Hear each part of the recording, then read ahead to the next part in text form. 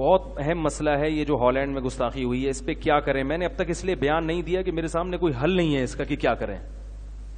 لوگ کہتے ہیں بائیکاٹ کریں، تو بائیکاٹ کا فائدہ جب ہوتا ہے جب باقاعدہ بھرپور طریقے سے ایک مہم چلے، پھر پوری قوم بائیکاٹ کرے. اب واٹس ایپ پہ ایک آدمی نے کہہ دیا بائیکاٹ کرو، پھر دوسرے کا بیان آ گیا بائیکاٹ کرو، 4 نے پیپسی چھوڑ دی، 4 نے نہیں، جو اس سے کچھ بھی نہیں ہوتا.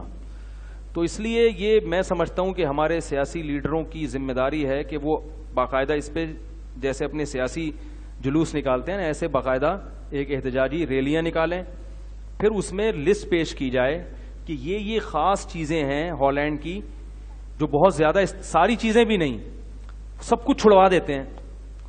اب نہ آدمی شیمپو کا رہا، نہ صابن کا رہا، کسی چیز کا بھی نہیں رہا، دہی سے سر دھو رہا ہے بیٹھ کے. تو بھائی آلٹرنیٹ تو بتاؤ. اور پھر کچھ محدود چیزیں ہوں جو بہت، یعنی ہمیشہ اس قانون کو فالو کیا جاتا ہے جو قانون آسانی سے فالو کیا جا سکے. قانون ایسا بنائے جاتے ہیں جس کو فالو بھی کیا جا سکے. ایسا قانون بنا دیا کہ فالو کرنا ممکن ہی نہیں ہے، تو 4 دن احتجاج ہوتا ہے، اس کے بعد خود ہم اپنا مذاق اڑوا رہے ہوتے ہیں.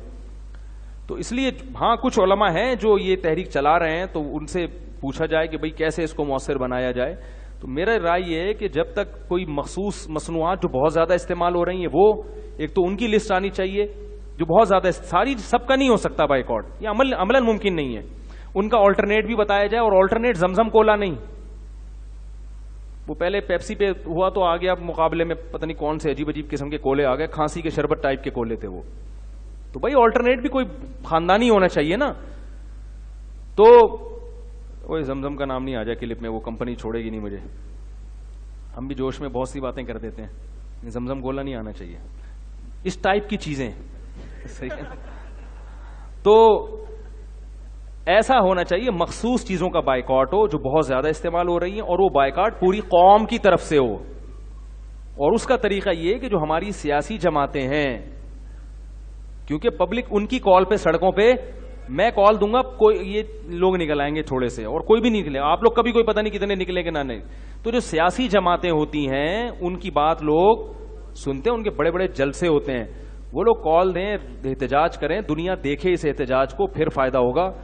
تو واقعی یا حکومت کچھ ایسا اقدام کرے، ایکشن لے اس پہ کہ بھائی ہم جب تک ہالینڈ یہ گستاخی جو خاکے جو ہے نا ان کو یعنی یہ ان کی نمائش بند نہیں کرتا، اس وقت تک ہم آفیشلی اپنے ملک میں ان تمام چیزوں پر پابندی لگاتے ہیں. اس طرح کا جب تک بھرپور نہیں ہوگا تو میرے اور آپ کے ایک فلاں نے وہ صابن خریدنا چھوڑ دیا فلاں، اس سے کچھ بھی نہیں ہوتا. اور پھر تھوڑے دنوں میں نے دیکھا ہے جو علماء احتجاج کر رہے ہوتے ہیں وہی صابن استعمال، وہ خود تھک جاتے ہیں. کب تک احتجاج کریں بھائی، کوئی فائدہ تو ہو نہیں رہا. تو یہ بھرپور طریقے سے اور ہونا ضروری ہے، یہ بہت ضروری ہے یہ ہونا، لیکن اس طریقے سے ہو تو کام ہوتا ہے، ورنہ پھر اپنا مذاق اڑوانے والی بات ہے.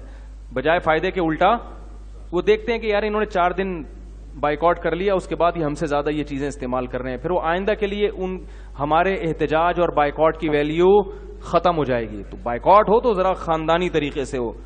ویڈیو کے نیچے سبسکرائب کے بٹن پہ کلک کریں، بیل کے آئیکن پہ کلک کیجئے تاکہ ہر نئی ویڈیو کی نوٹیفیکیشن آپ کو مل جائے.